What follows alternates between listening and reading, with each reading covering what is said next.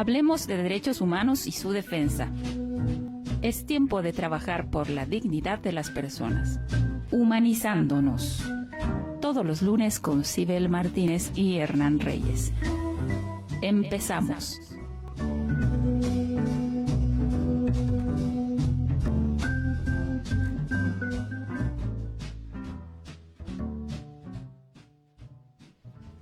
Buenas tardes, amigos y amigas. Bienvenidos a Humanizándonos. Es nuestra edición número 34 y agradecemos su gentil sintonía en el dial 100.9 FM de la Radio Cultura. Y estamos también en redes sociales como Cultura FM 100.9. Retomamos esta semana hablando, como siempre, como caracteriza nuestro programa, de derechos humanos, de derechos de la naturaleza, todos los derechos, y ahora vamos a hablar efectivamente de la consulta popular realizada sobre el Yasuní y el Chocó andino, y tenemos la grata visita para hablar de este tema del doctor Ramiro Ávila, pero antes demos la bienvenida a Hernán. ¿Cómo estás, Hernán? Buenas tardes. Hola, Sibel, un saludo a toda nuestra audiencia, quienes están con nosotros en Humanizándonos, una semana más para poder dialogar, para poder defender derechos humanos a través de este espacio.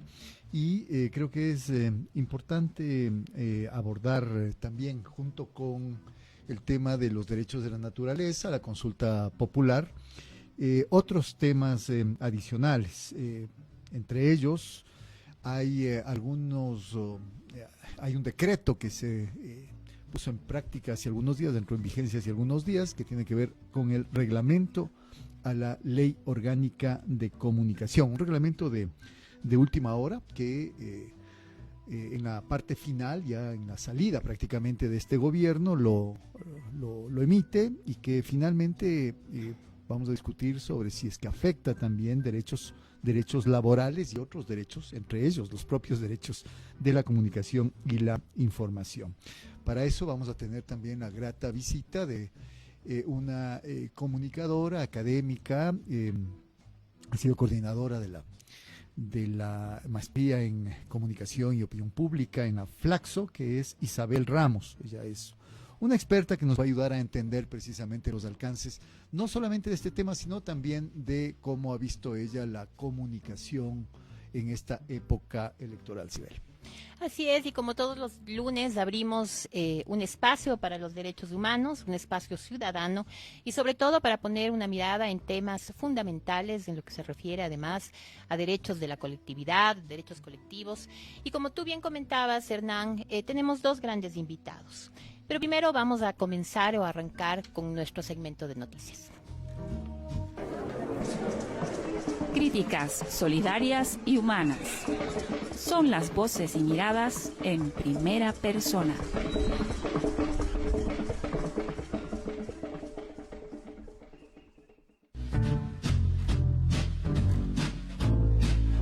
Por los derechos. Ponemos la mirada en las principales noticias.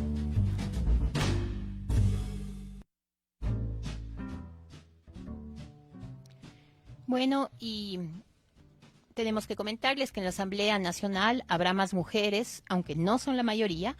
El Consejo Nacional Electoral informó que un total de 60 legisladoras, lo que equivale al 40% de la Asamblea Nacional, estarán en este estamento. Ahora, Hernán, con relación a este tema, comentar que efectivamente seguimos peleando por nuestros derechos, ¿no? Aunque hemos incrementado sustancialmente este número, sin embargo, todavía no podemos decir que somos mayoría o que estamos en igualdad de condiciones. De hecho, estoy de acuerdo. Creo que la paridad ha ayudado a que haya más mujeres, efectivamente, que a la larga puedan ocupar puestos de elección popular. Pero también creo que es importante reiterar que la mera presencia de una mujer no garantiza que ésta, por ejemplo, permita avanzar en esta senda de mejoramiento en la condición, en la situación de las mujeres en el Ecuador. Así que creo que es importante tomar en consideración ambos aspectos. Por otro lado, tenemos también una noticia relacionada con los derechos a la salud. Este derecho tan mermado en los últimos tiempos para los ecuatorianos, para las ecuatorianas. Pacientes, enfermeras y médicos exigen al IES el pago de 13 meses que se adeuda a las clínicas de diálisis. Queremos simplemente acotar, las personas que sufren de este tipo de enfermedad podrían morir tranquilamente si no se realizan las diálisis respectivas. Y creo que es una obligación absolutamente imprescindible del Estado garantizarles el derecho a la salud, garantizarles el derecho a la vida. El miércoles pasado, 2 de agosto, al mediodía, pacientes de enfermeras y médicos pedían al IES el pago de 13 meses de deuda a las clínicas de diálisis. Según la información proporcionada en varios medios de comunicación, son más de 500 pacientes en riesgo. Y durante todo este tiempo, nadie les ha dado solución a esta dificultad, a esta falta de gestión en el campo de la salud. Y que es entre 9 y 10 meses de falta de pago en estos servicios. Eso es lo que también podemos rescatar de una noticia que salió el 17 de agosto del 2023 y que tenía que ver ya con un plantón que se hizo en Guayaquil, Hernán. 105 clínicas de diálisis, en las que 40 están en la zona 5 y 8, la cual pertenece a Los Ríos, y 15 unidades en la zona 7, que prestan servicios a 16,000 pacientes con insuficiencia renal. Y bueno, pues no, esto no es solamente en Quito, también se dio en Guayaquil, quizá no tuvo aviso de las personas, ¿no? Así es, Ibel, y vamos con la tercera noticia. Eso tiene que ver con derechos laborales, estos derechos tan venidos a menos también en el último tiempo. El Frente de Trabajadores de la Cervecería Nacional está a la espera de sus haberes adeudados. Así es, y al son de chuta paga, ¿no? Hemos escuchado durante algún tiempo ya esta lucha de parte de ex trabajadores de la Cervecería Nacional. 30 años ya hemos familiares, ¿no? De personas que han fallecido. Sin embargo, no hemos visto todavía ningún pronunciamiento a este respecto por parte del ministro más bien de Trabajo, el doctor Donoso. Mencionar, ¿no?, que se está presionando a través de redes, que no es, digamos, algo que nos es ajeno. Ha pasado ya varias veces presionando estos temas, pero al final no tenemos, digamos, una posición pública por parte del gobierno. ¿Qué irá a pasar, Hernán? Bueno, no es la primera vez tampoco que es cuestionado el ministro Donoso. Aquí varias veces en este programa hemos hablado, por ejemplo, de los derechos laborales conculcados a los trabajadores de Diario. Así es, Hernán, y como siguiente noticia, referirnos también al caso de Cristian Zurita. El periodista ha hecho una declaración, digamos, que no nos llama la atención en términos éticos, digamos. Él ha dicho que deja el periodismo de investigación. En una entrevista, el ex candidato presidencial. En práctica, yo digo, hay muchos periodistas en este país que han militado, yo diría, ardientemente defendiendo ciertas ideas políticas, defendiendo ciertas ideologías. Hay quienes dicen esto es parte del ejercicio periodístico, hay otros que dicen no, desde la visión de la objetividad del periodismo tienen que más bien separar las dos cosas. Lo más grave del caso es que parece ser que Cristian Zurita va a ser el siguiente periodista que abandone el país. En las últimas declaraciones que ha hecho, yo leí el día de hoy, Sibel, Cristian Zurita abandonaría el país precisamente porque su vida estaría en riesgo. Y esto es lamentable porque más allá de que nos pueda gustar o no la figura de Cristian Zurita como político, ahora él ha asumido ese rol y lo ha asumido abiertamente, me parece eso que es adecuado. Pero más allá de eso, él al parecer dice que no va a seguir haciendo trabajo periodístico. Seguramente tiene acceso a información también que según su propio criterio podría ponerlo en riesgo. Esta es la situación lamentable que vivimos en el Ecuador. Una persona más se suma a la lista de periodistas que ya no van a ejercer el periodismo y les toca preservar su vida y salir del país. Sí, eso también veía yo, ¿no? Es un reportaje a la BBC, si no estoy mal, en donde además él refiere que tiene o está cerrando, digamos, un proyecto que ya lo tenía desde hace largo tiempo y que tiene que ver con un libro realizado a profundidad sobre las relaciones de la deuda externa de Ecuador con China. Y una vez que saque o publique ese libro, tomará las decisiones debidas. Qué pena, ¿no? Son varios ya periodistas que han tenido que salir del país y que la memoria de repente nos es infiel y no nos hace acuerdo respecto a este tema. Ahora, con relación un poco a la contienda electoral que hoy estamos viviendo, otra noticia que no podemos dejar pasar es aquella que se refiere al candidato Noboa, en el que el momento que gana las elecciones es consultado respecto a qué posición o qué función tendrá su esposa, ¿no?, en el gobierno. Y él comenta que como reina y señora de la casa, haciendo un símil a la primera dama, se dedicará efectivamente a eso, ¿no? Bueno, esto lo vamos a vincular, Sibel, también con el tema que vamos a tratar en la segunda entrevista con Isabel Ramos. Hay toda primero una puesta en escena de lo que significa, por ejemplo, la cuestión de la primera dama. Puede haber gente que le guste que haya una primera dama en el país, pero si uno raspa un poquito este tema, verá que en el fondo lo que se está haciendo es marcar, diríamos, posturas o posiciones diferenciadas jerárquicamente entre los hombres y las mujeres. Y por lo tanto se está reiterando y trabajando con estereotipos de género que ojalá pudieran en este país ir desapareciendo. Sí, bueno, yo tengo que decir al respecto también que me llama la atención cómo quizá es algo que nosotros, como ya mucho más grandes, no entendemos, y es este manejo, ¿no?, de influencers, de manejar esta cosa a través del outfit, del trendy, no sé, a ratos, ojalá, bueno, podamos, digamos, poner más acento en esto en la próxima entrevista. Y bueno, pues hemos terminado con las noticias. Sí, con todas las noticias. Hacemos una pausa y enseguida volvemos con nuestro primer invitado.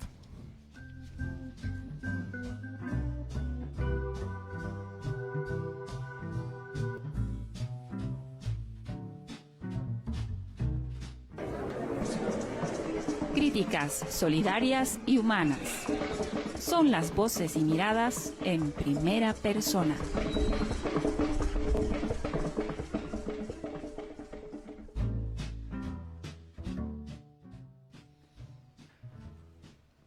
Bueno, y ahora tenemos realmente el grato placer de tener con nosotros en esta mesa de trabajo al doctor Ramiro Ávila.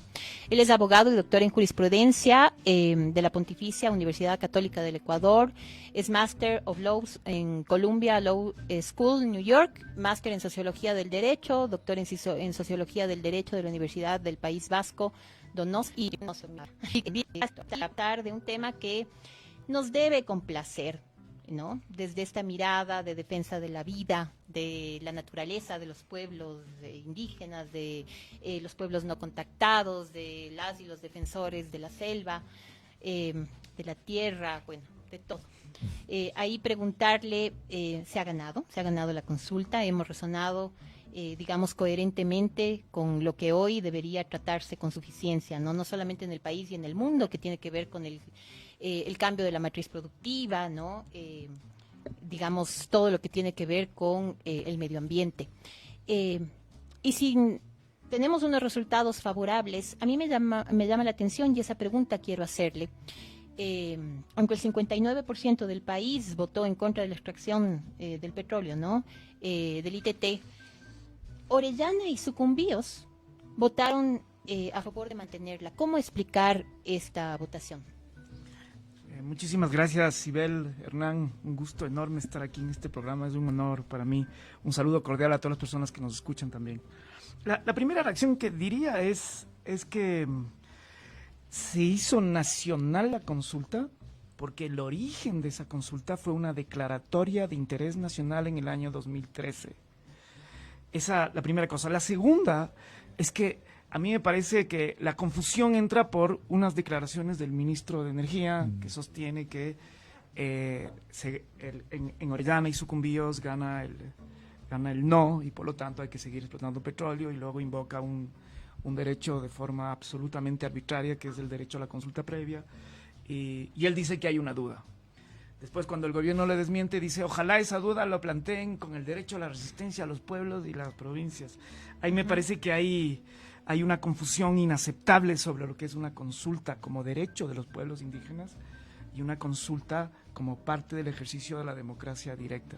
Una confusión malintencionada, una invocación a un derecho que además ellos nunca lo aplicaron, porque en el 2013 se comenzó a explotar ya el Yasuní, no el bloque 43, sino el bloque el bloque 31, y ahí sí el artículo 57.7 fue ignorado, no invocado, y no importaron los pueblos indígenas. O Yo sea, diría conveniencia a morir, y también quizás lo que más me preocupa a mí es la comprensión de lo que el ministro entiende de la democracia.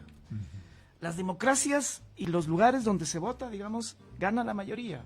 O sea, y no es cuestión de que no ganó el presidente Lasso en la provincia de Guayas, por lo tanto no es presidente en Guayas, no tiene sentido. Claro. O en un órgano corporativo, el voto salvado, que son 2 votos, por esos 2 ya no vale la sentencia de los cedros en Fierro Urco, yo qué sé. Entonces, estas cosas que se escuchan, para mí son como incomprensión de cómo funciona la democracia.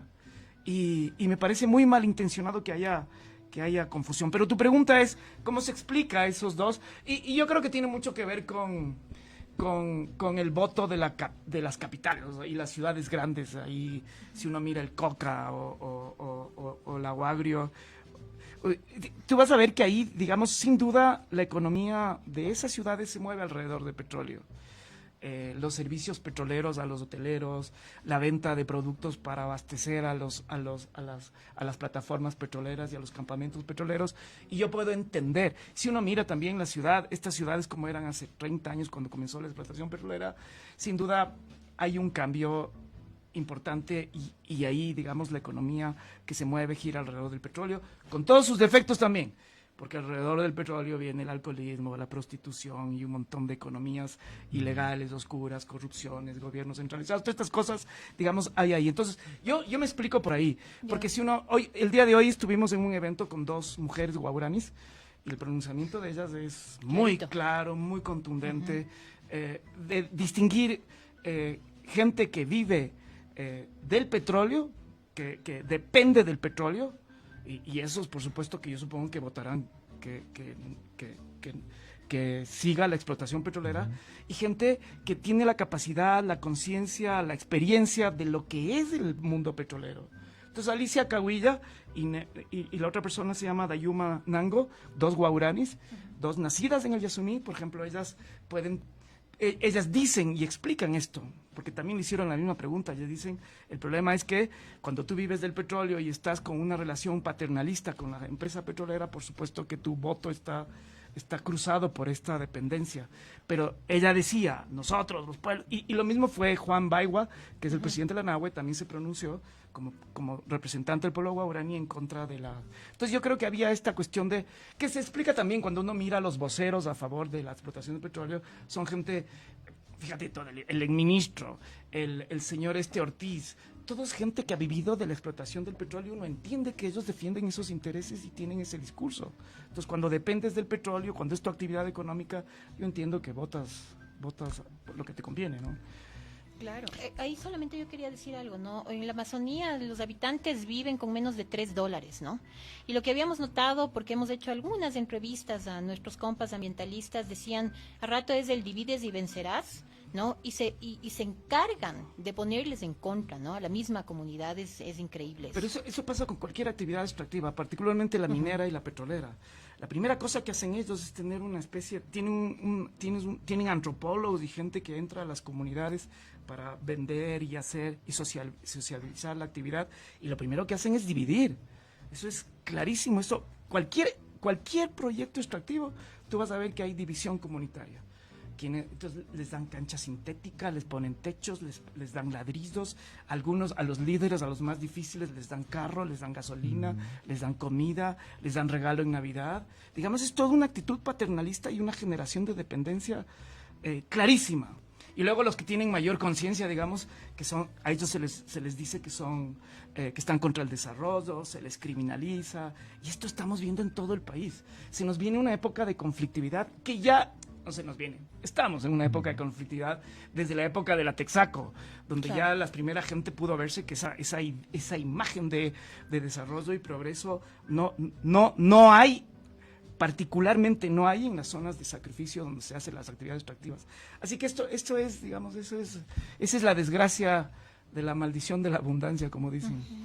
Ramiro, gracias por acompañarnos. De hecho, es Es algo inédito que en Ecuador haya ganado una consulta de este tipo, que ya fue planteada, como bien dice, hace muchos años. Finalmente el proceso no prosperó por una serie de razones, entre ellas, efectivamente, presiones gubernamentales para que no se desarrolle. Pero de hecho ganó el sí.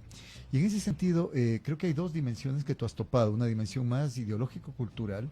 Todavía quizá la sociedad ecuatoriana está embebida de lo que significa que somos un país petrolero y que el petróleo entra plata y que el petróleo va a todos y se distribuye de manera equitativa. Creo que es algo que está todavía muy presente en la mentalidad de los ecuatorianos. Pero por otro lado también está la dimensión jurídica. Y la dimensión jurídica creo que en este caso es mucho más clara. Es decir, el momento en que el ministro dice aquello y empiezan a saltar voces, se habla inclusive de desacato de una decisión de consulta popular, de un mecanismo de democracia directa, que podría inclusive derivar en la destitución del funcionario que está desacatando. Se habla de medidas de protección constitucional frente a lo que ha pasado, etcétera. Pero al mismo tiempo como que queda en la ambigüedad cuándo y cómo se va a cumplir esta decisión del pueblo ecuatoriano. ¿Nos puedes un poco indicar algo al respecto en ambos planos? Una de las cuestiones que se discutió en la sede de la Corte Constitucional fue cuáles son los efectos que tendría la consulta. Y si tú mirarás la audiencia que hubo ahí, todas las inquietudes que tuvieron los jueces y las juezas eran ¿cuál es el impacto de esto?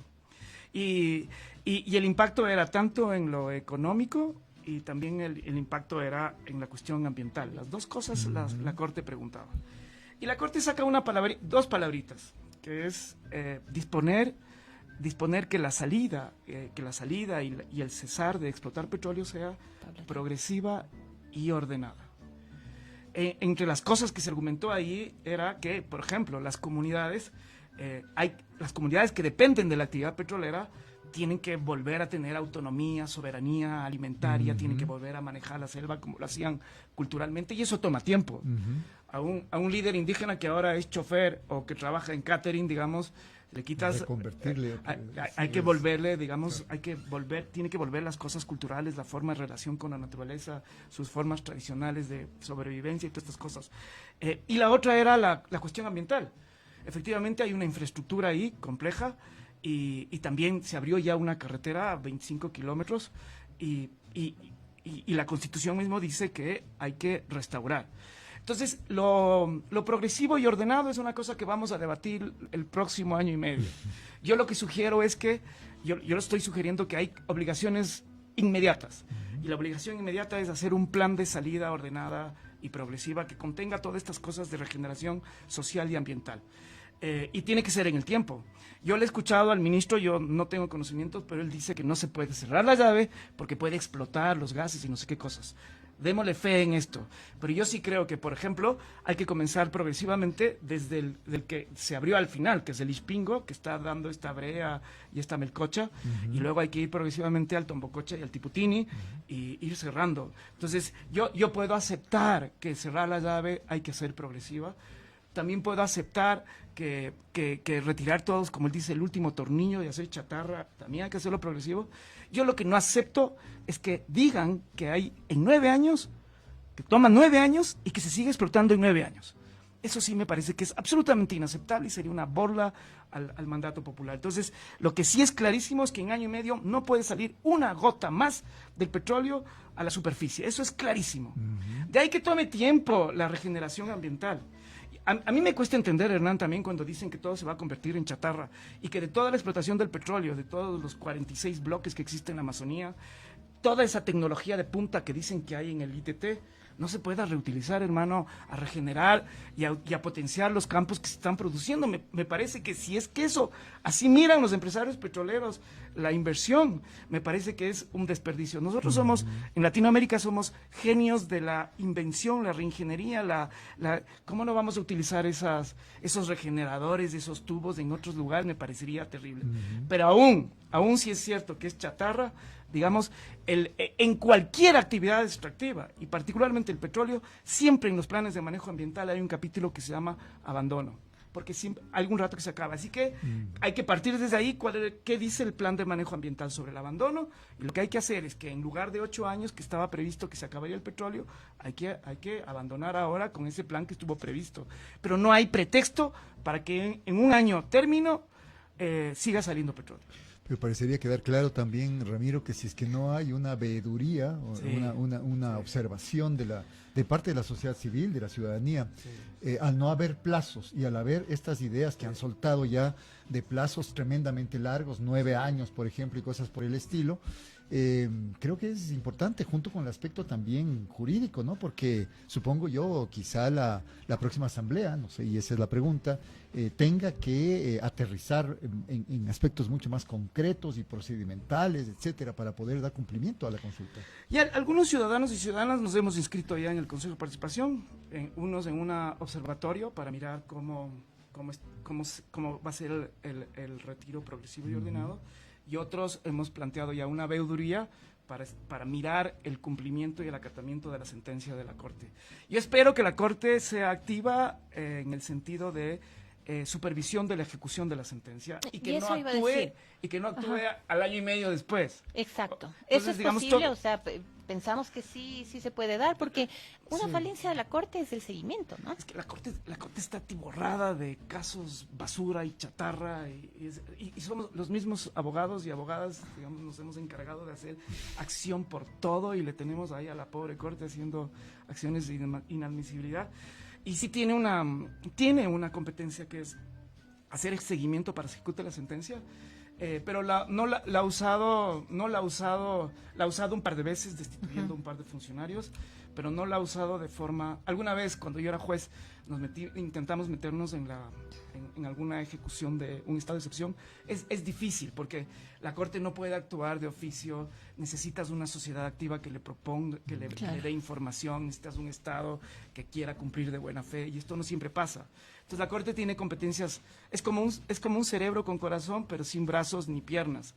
Y eso por eso bien dices tú, Hernán, y yo estoy consciente de eso, de que hay que darle la información a la Corte, pero la Corte podría, si quisiera, ser activa, y ojalá sea al menos en 3 momentos, en estos 6 años al inicio, para que exija un plan de acción a medio término, para ver que ojalá ese plan de acción tenga indicadores, medidos, actividades concretas y resultados, a medio camino que pueda medir los resultados, y al final, al año término, que es más o menos 1 año y medio calendario, podamos certificar que se cumplió y se ejecutó la sentencia. Y ahí preguntarte, en ese caso, sí se va a tener que consultar a las comunidades. Es que la Constitución dice que cualquier actividad tiene que consultarse. La actividad petrolera y la minera nunca lo ha hecho. Y yo sí creo que hay que consultar de buena fe, particularmente en lo que tiene que ver, digamos, ese es un principio básico de derechos humanos, que cualquier decisión que se tome que te vaya a afectar, que es el debido proceso, tienes que opinar. Yo sí creo que, por ejemplo, el plan de retirada y abandono, en esta lógica de regeneración social y que las comunidades aprendan a vivir sin depender de una empresa petrolera, yo sí creo que eso hay que hacerlo en conjunto. Alberto Acosta, que ha estado muy activo en la campaña en sí, él sugiere que ojalá desde el Estado se haga un comité en donde esté sociedad civil, pueblos indígenas y también autoridades de Estado, para poder, digamos, hacer un plan que tenga el consentimiento, que tenga la perspectiva. ¿Y tú estás de acuerdo con eso? Es que mucho se habla también, y hemos visto, ¿no?, de estas mesas de diálogo y todo, y a ratos no funcionan. Ya, pero ahí es culpa del Estado. Todo va a ser voluntad política. Porque fíjate, si es que viene el próximo gobierno, cualquiera que sea, y no tiene voluntad política para hacerlo, digamos, va a ser complicado esto. Y porque acá, digamos, es un cumplimiento de buena fe que tienes que hacer. Esto tiene que pasar. Y si es que el gobierno no te da la información, si el gobierno no comparece a la audiencia, si el gobierno no... O sea, puede poner peros, pero siempre está la facultad de la Corte de poder determinar al personaje que tiene la capacidad, la competencia, la autoridad, la rectoría para destituirle. O sea, y la Constitución no distingue cuál es esa autoridad.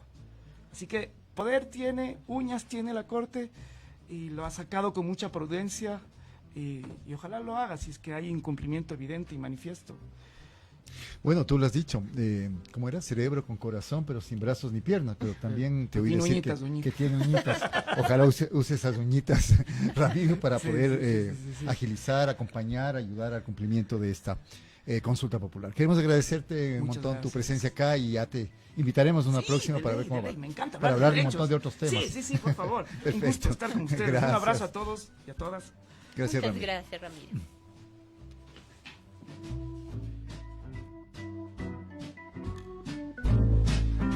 Ya volvemos con Humanizándonos.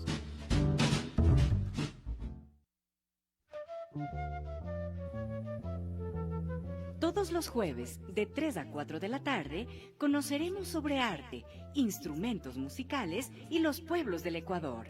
A través de Cultura FM 100.9 en el programa Ruido.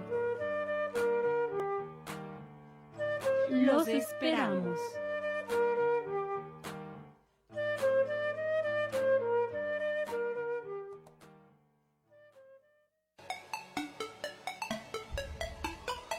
Créelo, este programa te va a gustar.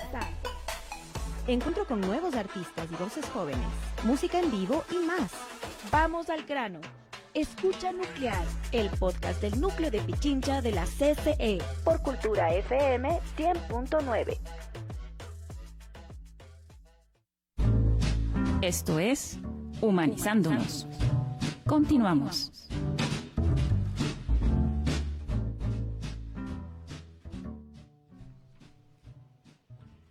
Muy bien, creo hemos escuchado ya esta interesantísima entrevista con Ramiro Ávila, doctor Ramiro Ávila. Creo que nos ha despejado un montón de dudas que teníamos con Sibel, habíamos conversado antes y creo que esperamos a nuestra audiencia también le haya despejado dudas. Todavía hay mucho camino que recorrer, pero creo que es importante tener claro el panorama que tenemos por delante. Y de hecho ha triunfado el sí. Ya no caben más dilatorias, ya no caben más excusas, ya no caben más pseudo argumentos que algunos quieren mantener y ojalá la Corte Constitucional se ponga pilas, saque las uñitas que dice Ramiro que también tiene y en un momento determinado haga que se cumpla la ley. Bueno, en nuestra segunda entrevista nosotros vamos a abordar el tema de la comunicación política con nuestra siguiente invitada. Ella es Isabel Ramos, debe estar por llegar, nos indican que debe estar por llegar al estudio, confirmó Isabel hoy que estaba viniendo al programa, pero queríamos quizá dar una pequeña introducción frente a este tema. El tema, digamos, más general es cómo se ha manejado la comunicación en este proceso electoral. Y creo que hay mucho que cuestionar. A veces puede alguien inclusive sentirse molesto de que solamente cuestionamos, solamente criticamos, pero en la práctica esa es también parte de la tarea. Cuando se deja hacer, se deja pasar las cosas malas siguen pasando, las cosas no apegadas a la ley siguen sucediendo. Entonces ya tenemos a nuestra invitada acá. Mil gracias a Isabel. Isabel Ramos, del estudio de Madrid, muchas investigaciones y libros especializados, sobre todo en comunicación, políticas públicas, opinión pública. Isabel, te agradecemos, estábamos justamente presentando el tema, queríamos tratar un tema un poquito más general antes de entrar quizá también en la parte del reglamento que se acaba de expedir a la Ley Orgánica de Comunicación, y queríamos preguntarte, Isabel, tu opinión respecto a ¿cómo has visto tú la dinámica de la comunicación en este proceso electoral? ¿Cuáles han sido las aristas que más te han llamado la atención? Adelante, Isabel. Gracias por la invitación. Tengo que pedirles disculpas por mi voz. Híjole. La perdí hace unos minutos. No sé qué pasa. Espero que bueno, poder afrontar esto ahora. Así que, bueno, gracias por la invitación primero. Y realmente yo creo que los ciudadanos ecuatorianos siempre desean más de la comunicación de las campañas electorales. Ha habido un proceso como muy paulatino, muy constante de empobrecimiento del debate público. Esto ya nos viene pasando hace un rato largo y desafortunadamente está primando el marketing, digamos, está primando el efecto por sobre los argumentos, por sobre las propuestas. Yo estoy convencida de que con el tipo de campaña que se hizo, ningún digamos, casi nadie en el Ecuador, solamente las personas interesadas, y si fuera por las acciones de campaña, yo creo que no nos enteramos de las propuestas y de los programas de gobierno. Lo que menos se discute es los programas de gobierno. Entonces, hay un proceso acelerado de personalización del debate público. Esto que se dice, le tiene un nombre bonito, ¿no es cierto? La americanización o la profesionalización de las campañas electorales, que está basado en el uso, yo diría abusivo, del componente emocional por sobre las cuestiones que apelen a la racionalidad de los votantes, ¿no es cierto? Entonces, tenemos este inconveniente hace rato. Entonces, la primera apreciación, creo, es que el ciudadano ecuatoriano no ha tenido acceso a las propuestas. La primera cuestión. No, lo que menos se ha hablado de las propuestas de campaña. Y en un clima tan absolutamente polarizado y lleno de malas intenciones, por decirlo de alguna manera, el componente que ha primado ha sido la descalificación. Entonces, una campaña que no construye argumentación alrededor de un programa de gobierno, que se dedica a destacar atributos personales y paralelamente a descalificar al adversario también por atributos personales, no contribuye a una jerarquización del debate público. Entonces es un debate público de baja calidad, un debate público de baja intensidad, en donde el componente informativo está prácticamente ausente, y esto se ha dado en casi todas las candidaturas. O sea, es muy poco el espacio que se ha tenido para las propuestas. Esto, para empezar, digamos. Clarísima tu caracterización de lo que han significado las principales aristas, digamos, de la comunicación en esta época electoral. Te quería preguntar dos cosas. Primero, el papel de los medios de comunicación, que ya vienen siendo cuestionados desde hace bastante rato, sí, puesto que serían los mediadores que deberían servir de articulación para que se genere un verdadero debate en la esfera pública o en las esferas públicas, la esfera pública mediática, inclusive alimentaría la esfera pública de las redes sociales, la esfera pública digital y demás. Y lo otro, quizá una opinión más directa de lo que parecería ser un mecanismo, yo no sé si más simulado que real, para deliberar sobre política, que fue el debate, que no es la primera vez que se cuestiona el debate en cuanto a su metodología, su formato, su conducción, etcétera. Esas dos preguntas. Bueno, voy a empezar por lo último, ¿no? El debate presidencial, tal como estuvo planificado, digamos, fue una puesta en escena bastante particular, en donde vimos a una maestra moderadora, enojada, retando gente. ¿Pero por qué? Porque el formato no estaba claro, digamos, no estaba claro ni siquiera para los propios moderadores. Esta es una cuestión que, digamos, que no pueden manejar los ciudadanos. Y en donde justamente lo que menos se pudo hacer es debatir, porque esto de que hayan dos preguntas de controversia, justamente en el marco de una campaña que lo que quiere es descalificar, lo único, y con un tiempo tremendamente reducido, con un número grande de candidatos, la verdad es que yo no tengo una sugerencia y una propuesta que no sea la extensión de tiempo o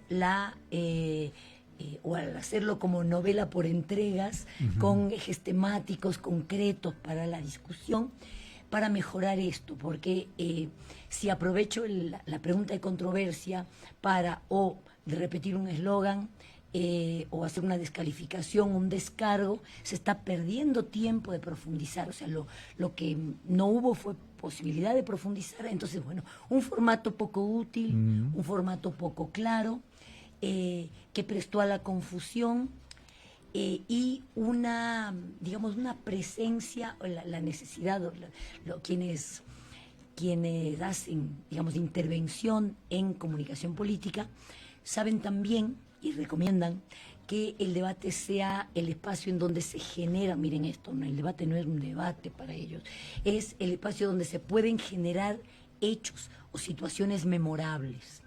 Entonces, el meme drop, la frasecita, el gesto, y se apunta realmente a eso, porque como dicen los expertos, digamos, los expertos en intervención, ¿no? Quienes hacemos investigación como tú, por ejemplo, de la comunicación política, dicen que lo que importa son las formas y no los contenidos, que cuando se analiza en el media training de un candidato o candidata, cuando se analiza lo que tiene éxito y lo que no, se lo llega a localizar teniendo el volumen bajo y mirando solamente la gestualidad, la puesta en escena.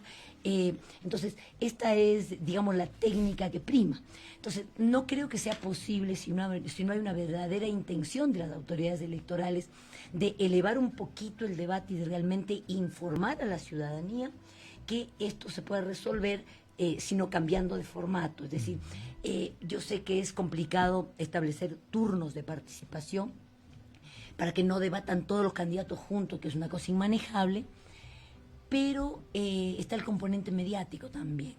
Esto está hecho también para los medios de comunicación y para generar impacto en medios de comunicación y en redes. Entonces, no creo que se apunte, digamos, al intercambio de ideas y de propuestas. Entonces, visto esto, también los especialistas le dicen a los candidatos que en realidad el debate no es un espacio para ganar, que es un espacio para dejar de perder. Y que los debates no son para ganar el debate, sino para ganar votos. Y si es posible ganar perdiendo, eso también sirve. Entonces, realmente lo que menos importa son las necesidades de información y comunicación de los ciudadanos. Y con esto paso a los medios, a decir que desafortunadamente la impronta que tienen los sistemas mediáticos digamos, donde predominan los medios con fines de lucro, la cuestión está hecha para el impacto, para la primicia absolutamente fácil y nada más. Entonces es eso lo que se aprovecha desafortunadamente. Quisiéramos que la política y que la comunicación política y que la mediación de los medios de comunicación, para ser redundante, fuera otra cosa, pero desafortunadamente no lo es. Ahí, bueno, te escucho con atención y me pongo a pensar en este momento que al final del día parecía que en esta elección, digamos, atípica, el debate sí tuvo un peso, ¿no? Al menos, digamos, ahora que vemos tanto a la candidata de RC como al candidato, digamos, Noboa, con todo lo que no imaginamos que iba a suceder, parecería ser que sí tuvo un peso, ¿no? Y que lo que tú decías a ratos no funcionó en este tema. No sé si es que es así y quería preguntarte eso, pero también preguntarte algo que me parece interesante y tiene que ver con... Hoy, justamente antes de llegar acá, veía a la candidata González bailando, ¿no? En un TikTok, con un machete, además. Y también, por otro lado, veía, lastimosamente, esta violencia política, en donde lo que me llama la atención, porque sabemos lo que es la violencia política de género, ¿no? Que cruza, digamos, a todas las mujeres que deciden tomar esa opción.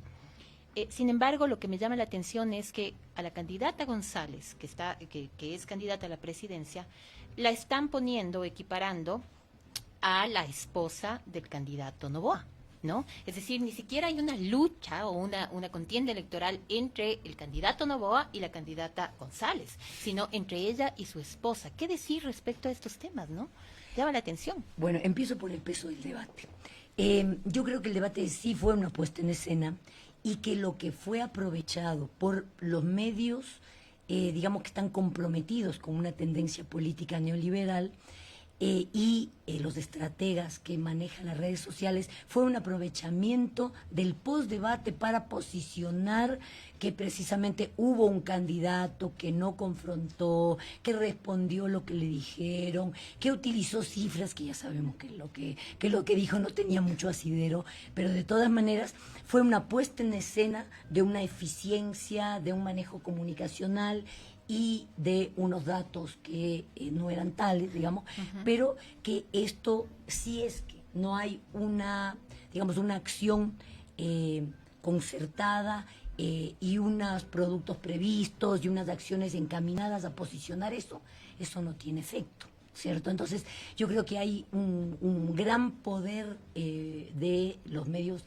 de titularidad privada que en este momento quiero comparar a este respecto, por ejemplo, los medios de comunicación ecuatorianos que están absolutamente posicionando el futuro presidente, que posicionaron como ganador del debate al candidato Noboa y que lo consienten y lo miman, que son incapaces de repreguntarle, incapaces de recabar información. Esto contrasta con una entrevista en un medio internacional, no sé si la entrevista de Deutsche Welle, en donde había un periodista profesional que no se queda, o sea, no le da el centro para que haga el gol al candidato como hacen la mayoría de medios, y pregunta cosas lógicas, ¿no es cierto? Entonces pasa esto, me parece, es mi y esta cuestión de los TikTok y de las imágenes, el productito ese de TikTok de Luisa González bailando con un machete viejo. No es de la candidata, no es de la campaña electoral, es de cuando era asambleísta e incluso antes. No estoy segura si desde los estrategas de campaña se ha reeditado esto o si es que hay desde otros lugares se ha puesto esto de bailando con el machete. Yo lo vi y me dijeron, después lo comprobé que era antiguo, ¿no es cierto? Pero de todas maneras está siendo utilizado en la campaña electoral. Y hay una cosa, los medios y las redes, sobre todo las redes, tienen en este momento una pareja principesca que está protagonizada por una Cenicienta bellísima, que no, digamos, viene de un sector de élite, pero no de tanta élite, digamos, o de tanto poder económico. Entonces es una Cenicienta hermosísima, que es muy vendible, y entonces recojo lo que dices tú, Sibel, por el hecho de que la candidata presidencial sea mujer, se la equipara con una primera dama y no con una candidata presidencial, porque ese es el lugar que el pensamiento patriarcal les da a las mujeres, ¿no es cierto? Qué pena, ¿no? Que no, es absolutamente inconcebible que estemos en el año 2023, en donde las mujeres con mucho esfuerzo hemos conquistado otros espacios, hemos disminuido la brecha de representatividad política, evidentemente sigue existiendo. Entonces también entre 8 binomios, una sola candidata, y con candidatas vicepresidenciales que no han aparecido, a las que no se las muestra, que están ahí para cumplir una cuota de género. Entonces es apenas lógico que se aproveche esto. Me hace acordar la lucha desde el poder político, pero la lucha por derrotar estereotipos dominantes de una presidenta latinoamericana, de Cristina Fernández de Kirchner, que se tiene ahora como presidenta digamos, de la Cámara de Senadores, tiene que pelearse para que le digan presidenta, ¿cierto? Es señora presidente, y entonces ella ataca con todo y le dice senadora, una senadora, en fin, todo para mostrar esto. Y una figura política a la que los medios de comunicación le hicieron cosas que no le hacen a un hombre nunca en la vida. O sea, presentar caricaturas de ella con un ojo morado, dibujos de ella teniendo un orgasmo, cosas que no vemos que se la hagan a un político. Entonces, esto es parte de lo que nos toca enfrentar a las mujeres en todos los espacios que estamos reclamando, más representatividad y más presencia. Sabemos que no es justo, pero también sabemos que tenemos que lidiar con eso. Sí. Un último tema, Isabel, muy interesante lo que tú dices, y claro, a veces la memoria es corta y no nos acordamos de que en otros contextos latinoamericanos también se opera de la misma manera, atacando, descalificando, violentándola y objetalizando a la mujer política. El tema del reglamento. Acaba de expedirse el reglamento de la Ley Orgánica de Comunicación. Lazo derogó el reglamento que estaba vigente con la anterior ley, la ley reformada por Moreno, al siguiente día de posesionarse, 25 de mayo del 2021. Y ahora, a pocos días de salir del cargo, emite un nuevo decreto poniendo en vigencia un nuevo reglamento. ¿Qué opinas a grosso modo de ese reglamento? A grosso modo, decirlo rápidamente, ese reglamento no es un reglamento. Seguimos con una ley inaplicable y seguimos con unos gestos que tienen que ver más con la relación del presidente con los medios de comunicación privados que con otra cosa. Hay varias cuestiones. Hay prórrogas de concesiones de frecuencias de radio y televisión y prórrogas largas, ¿cierto? Que toman en cuenta la publicación en el registro oficial de este reglamento, es decir, le da mucho más tiempo, da tiempos para completar cuotas de producción nacional y cuotas de producción independiente, más largos todavía, esto es una cosa. La otra cosa, pone genera más burocracia que supuestamente se quiere evitar y realmente complica los procesos de acceso del ciudadano a sus derechos, a los derechos garantizados en la Constitución, porque aquí hay un mecanismo de protección de los, por ejemplo, de los periodistas, del ejercicio periodístico, que no es un mecanismo, digamos, no es un espacio para el diseño de política pública, sino, y me lo anoté por aquí porque es fantástico, adoptar medidas tendientes a, dice, o sea, ni siquiera, y son entidades de alto nivel, el Ministerio de Defensa, el Ministerio de Seguridad, claro, sí. Interior, Cancillería, que están ahí, digamos, en un rol que no es el de diseñar política pública y implementarla, ¿no? Me preocupa que los sujetos protegidos por este reglamento sean sola y únicamente los periodistas y trabajadores de la comunicación y no seamos los ciudadanos en general. Esto me preocupa mucho.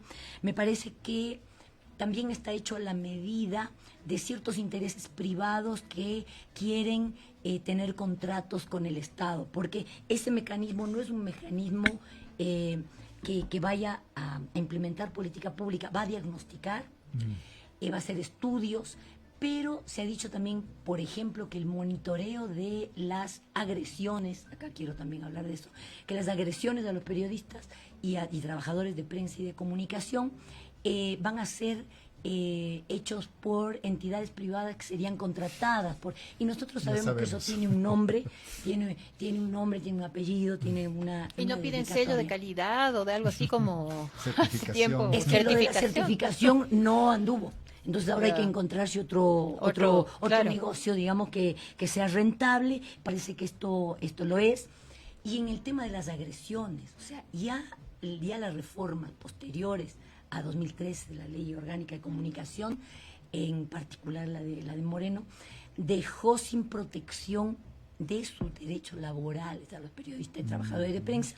Y aquí parece que las agresiones son cualquier cosa menos la conculcación de derechos laborales. Entonces, yo estoy convencida de que la mayor afectación a la libertad de expresión en los medios es la precariedad laboral de los periodistas y trabajadores de prensa. Entonces, este reglamento, que además no protege a la ciudadanía, deja también en la desprotección a los periodistas y trabajadores de la comunicación respecto de sus derechos laborales. Y hay una cosa que ya los productores audiovisuales han reclamado, y es esta cuestión, el artículo 55, el que se considere producción nacional a la producción hecha en cualquier país del mundo, porque el Ecuador tiene convenios o tratados, el convenio dice acá, de integración con las Naciones Unidas. Entonces es, no sé, una publicidad hecha en Timor del Este, que forma parte de las Naciones Unidas, sería producción nacional. Esto afecta seriamente unas posibilidades de trabajo que ya son por sí solos difíciles en un país con una industria audiovisual tan complicada. Entonces, la publicidad comercial había sido una salida laboral, no solamente para los productores y realizadores, sino para una serie de trabajadores y trabajadoras que en este momento están dejados en la indefensión y en la precariedad por una palabrita que no sabemos a quién conviene, de sacar del juego a los productores ecuatorianos. Y hay una cosa importante respecto de la participación de los medios comunitarios en la pauta oficial, que también es muy complicada. Yo estuve revisando qué miércoles querían decir, y me van a disculpar la vulgaridad, con esto de que cuando... ¿Qué artículo es? A ver. El artículo de los medios comunitarios, un segundito. El artículo 57. En el artículo 57 se dice que cuando un contrato de publicidad del sector público con medios comunitarios dice que no haya logrado abarcar la totalidad de su alcance, según el artículo 82 de la Ley Orgánica de Comunicación, ¿cierto? Me fui al artículo 82 de la Ley Orgánica de Comunicación y ahí solamente se habla del porcentaje del 20% de la pauta oficial que tiene que ir a los medios comunitarios. Entonces, ¿qué quiere decir esto? Que si una entidad pública no quiere terminar de contratar el 20% con los medios comunitarios, se va a repartir esto entre medios públicos y privados, y lo único que se requiere es un informe del administrador del contrato que demuestre la imposibilidad del medio comunitario de cubrir el porcentaje por sus niveles de audiencia, por sus niveles de sintonía. ¿Qué están haciendo? Están equiparando el rating de los medios de comunicación comerciales con la inserción social de los medios comunitarios que son actores fundamentales en las comunidades y en las localidades. Entonces, están minusvalorando la presencia de los medios comunitarios en las localidades y están considerando que los ciudadanos y ciudadanas de esas localidades son ciudadanos de segunda porque no tienen derecho a ser informados por los medios más cercanos. Entonces, esto es además una afectación económica a los medios de comunicación comunitarios. Esto es gravísimo y espero que haya un pronunciamiento fuerte del sector comunitario de la comunicación, así como lo ha habido del espacio de la producción nacional e independiente, porque esto no podemos dejarlo pasar. Este es un gobierno absolutamente deslegitimado por sus propias acciones, que no está pudiendo terminar su periodo, que ha sido objeto de un juicio político, y en este momento estamos en un proceso de elecciones anticipadas. Yo creo que este gobierno no tiene la legitimidad para conculcar derechos como lo hace este reglamento. Clarísima, más bien, muchísimas gracias por tus claridades. Qué gusto conocerte, además, así vernos. Muchísimas gracias. Que la agradecida soy yo, la verdad, por esta imagínate. invitación. Es muy importante el espacio de los medios públicos que han sido tan banalizados, tan atacados, tan convertidos en medios propagandísticos, desgraciadamente. Así que el valor de este espacio es muy importante para la ciudadanía y evidentemente un espacio producido por ustedes dos, por Sibel, por Hernán, le da mucho a la ciudadanía de algo que no tenemos, que es información, que es análisis, que es opinión fundamentada. Así que muchas gracias. Mil gracias. Gracias a ti, Isabel, ya te tendremos más adelante para seguir tratando estos temas. Será un placer siempre. Muchas gracias. Muchísimas gracias. Gracias. Buenas tardes.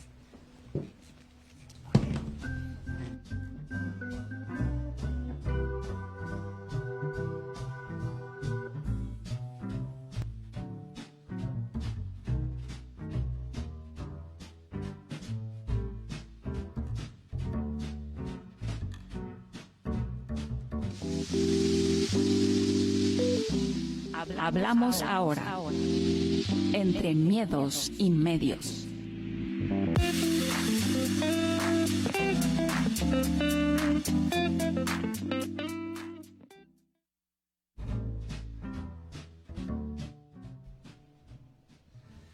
Bueno, hemos tenido varios temas que a su vez han tenido repercusión también en las redes sociales.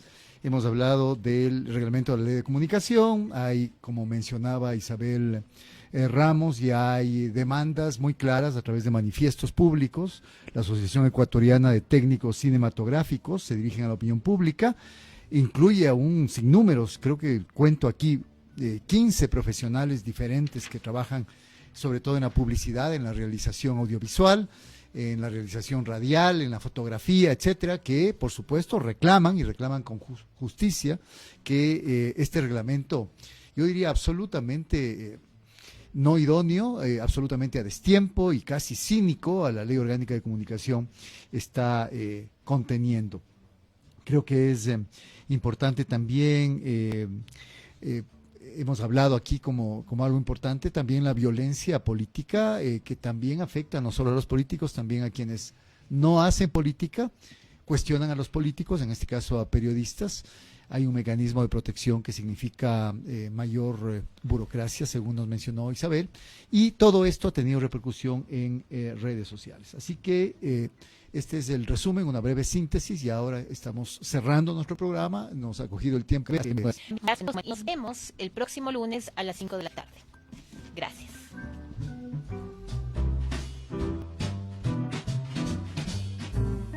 Esta fue una nueva edición de Humanizándonos, el espacio por la defensa de los derechos.